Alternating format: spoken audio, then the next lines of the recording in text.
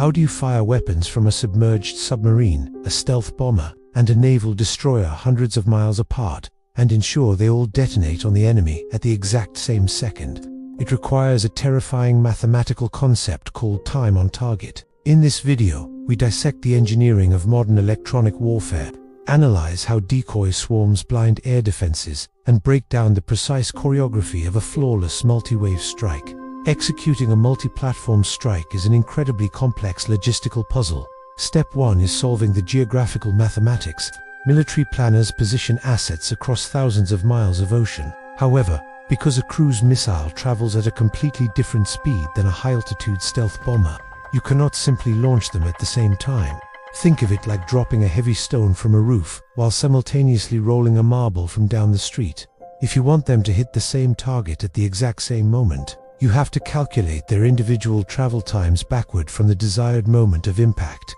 This mathematical framework is known as time on target. By coordinating the exact second of destruction, the adversary is hit with a systemic shock, collapsing their defensive network instantly. But to achieve this, you must first blind the enemy. Step 2 is the initial wave. By the way, if you want to understand the exact minute-by-minute scheduling of these multi-wave operations, pause this video and download our free strike coordination timeline template, linked in the description below. It is a complete workflow for analyzing tactical deployments. Long before any manned aircraft enter hostile airspace, naval destroyers launch a barrage of precision land attack cruise missiles. These munitions travel just below the speed of sound.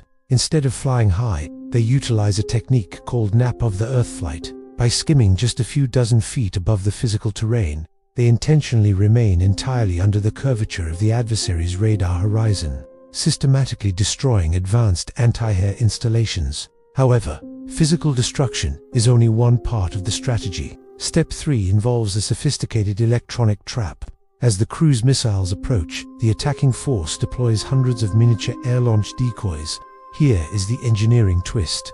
To a panicked radar operator staring at a screen, these tiny, lightweight drones do not look like drones at all. They are equipped with advanced electronic warfare transmitters that actively project false digital signatures. A single, cheap decoy can manipulate incoming radar waves to make itself appear as a massive, heavy F-15 fighter jet. When the enemy defense network is flooded with these phantom targets, their computers are absolutely overwhelmed. They begin firing their expensive, multi-million-dollar surface-to-air missiles at empty airspace.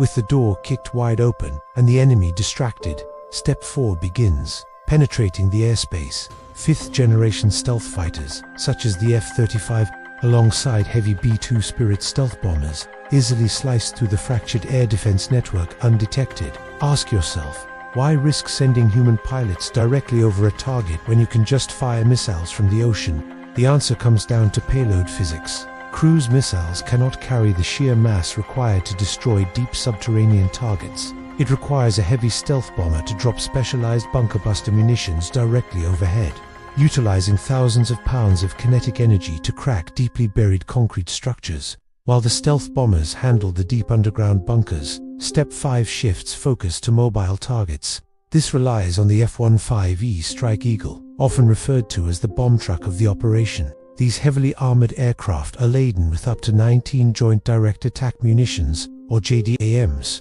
To recap the operations flow, the cruise missiles and decoys blind the sensors. The stealth bombers crush the static bunkers, and the F-15s are sent to hunt, using highly advanced active electronically scanned array radars.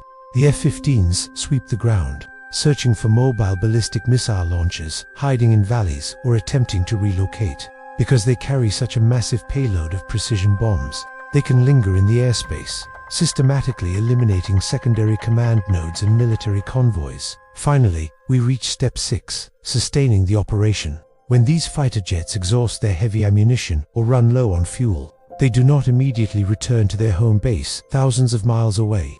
Instead, they retreat to secure corridors established earlier in the mission. Massive aerial refueling tankers continuously circle these safe zones. The fighter jets connect to specialized fuel booms in mid-air, taking on thousands of pounds of highly combustible jet fuel while traveling at hundreds of miles per hour. This allows them to seamlessly turn back into hostile territory for a second attack sortie. Overhead, specialized airborne early warning aircraft act as the ultimate quarterbacks in the sky, managing the incredibly dense traffic of hundreds of friendly jets while monitoring for any surviving enemy radar signals. By sunrise, a perfectly synchronized integration of sea, air, and space assets has entirely dismantled the adversary's defensive network,